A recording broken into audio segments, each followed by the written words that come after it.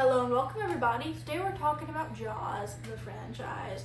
Now I've seen Jaws a number of times since I was a kid and I've always liked it. And it did make me scared to go to the ocean like a lot of people. But until this month, I have never seen the sequels that followed the original, nor did I know anything about the franchise going into it. So the original plan to watch the movies for the first time was to rewatch the original, which I did, and then watch one new Jaws movie a day, and then wait 2 days, and then rank them. But 2 days ago, I had enough time to binge Jaws 2, 3, and 4, and I did. So the best way I can describe that experience is each movie just got worse than the one that came before it.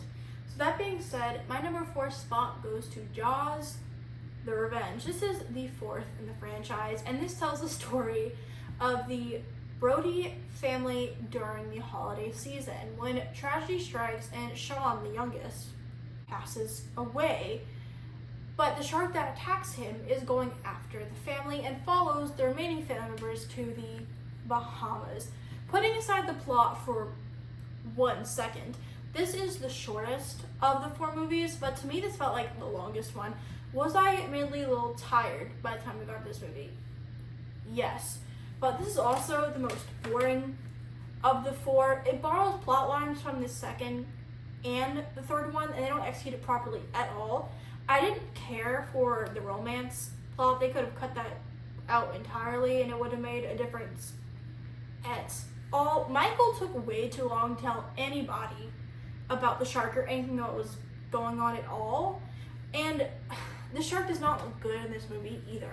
Did I get a couple of laughs in the last 15 or 20 minutes because it was so bad? Yes, admittedly, I did.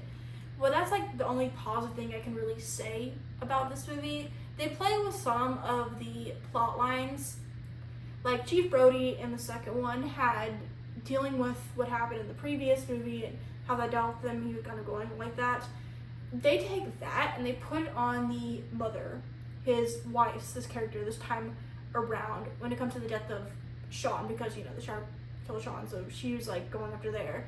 But they don't execute it properly at all and just kind of dropped. I don't even know. They also take the plotline of the third one when they're they try to capture the shark for everyone's amusement, so they try to do it this time around similarly and doesn't execute it properly either, and shark doesn't look good. But yeah, this is just not a great movie and very boring, so I don't think I'll revisit this again. I think if I had to re-rank this in the future, this would still stay in Dead Last of 4.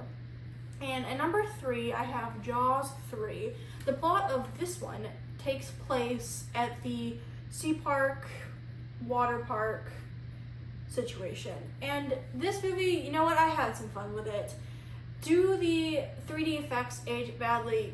Yes. Do the special effects age pretty badly? Yes. At points too. The characters here are fine. The story with trying to capture the shark they had before is fine. The gore, The shark is okay here too, not the best. The sequence underwater also, I will say, is fine. And you know what? This movie overall, I will say, it's so bad it's good. That's the best way I can describe how I feel about Jaws 3. This is a total random thought I had after finishing Jaws 3.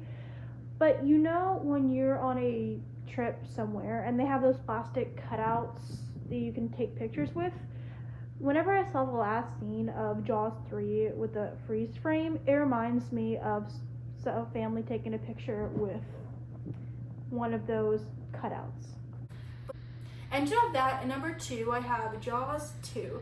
It's not as good as the original, but I do like the continued storyline with Brody, where he is seeing something is happening similar to what happened in the first movie and how he goes about it. I like that he actually does get fired for it and the actions that he does take. And I do like the sequence with the boat and his son trying to save that.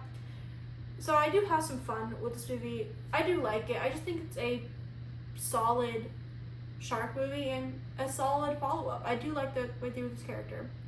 But at number 1, I have the original Jaws, The score in this movie is great. The acting form of this movie is great. This is just a great movie. It's actually over 2 hours long, which I did not gonna lie.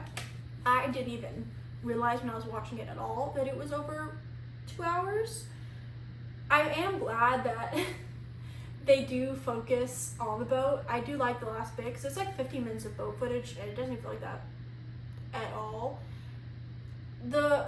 The shark not working is a known fact with this movie, and that is just a blessing in disguise. It was probably annoying to deal with when filming, but it turned out great for the movie that it was. I also want to add, I've always heard people say that Jaws should have been a standalone movie. Now, after watching all of these movies, I absolutely agree it should have been. So that is my ranking of the Jaws franchise. Comment down below, and which of the 4 Jaws movies do you think you could survive the shark? Comment down below and include your ranking of the Jaws movies, and let's have a conversation. I'll see you guys soon.